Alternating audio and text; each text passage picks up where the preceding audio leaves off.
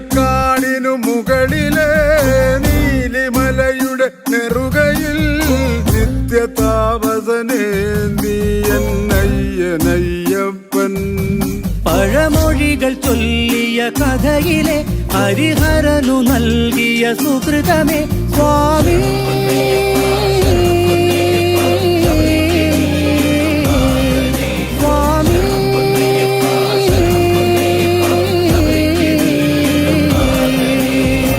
നീലക്കാടിനു മുകളിലെ നീലിമലയുടെ നെറുകയിൽ നിത്യതാപസനേ